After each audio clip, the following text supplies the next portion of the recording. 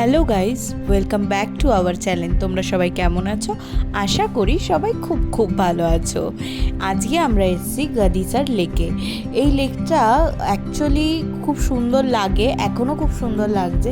এই লেকটাতে সবাই ফটোশ্যুট করে, কিন্তু আমি সাজেস্ট করব সব সময় এই লেকটাতে যদি তোমরা যাও ঘুরতে রাজস্থানে, তাহলে গাদিসার লেকে সবসময় বিকালবেলা যাবে। বিকালবেলা গেলে খুব সুন্দর গাদিসার লেকে লাইটিং শো হয় এবং রাজস্থানে যে কালচারাল যে হিস্ট্রি সেই সমস্ত কিছু ভিডিওর মাধ্যমে তোমাদেরকে দেখাবে। তো আমি বলবো একটু তাড়াতাড়ি বেরিয়ে বিকালবেলা টাইমটাতে গাদিসার লেকে যাবে।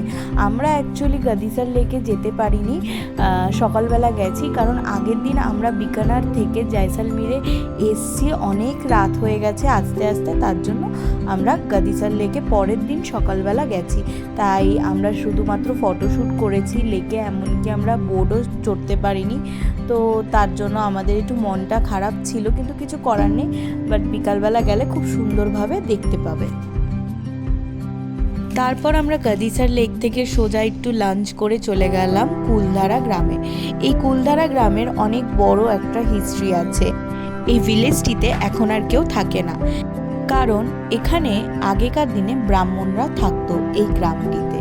এখানকার রাজা ছিল দিমাং সুলেমান। তো এই সুলেমান নামক এই রাজাটি প্রচণ্ড ক্রূর বলেই সবাই জানতো।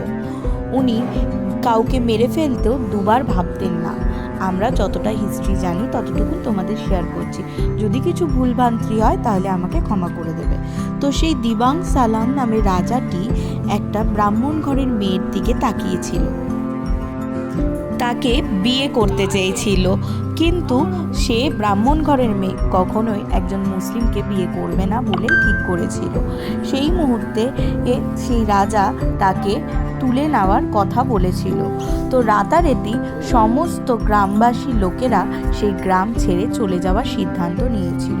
তারপর থেকেই সেই গ্রামে একটা অভিশাপ লেগে গেছিল যে সেই গ্রামে আর কেউ থাকতে পারবে না। এইটুখানি গল্পই আমি শুনেছি, আর যতটুকুন শুনেছি ততটুকুনি তোমাদেরকে বললাম। যদি ভুল হয় ক্ষমা করে দাও। তাহলে আজকের জন্য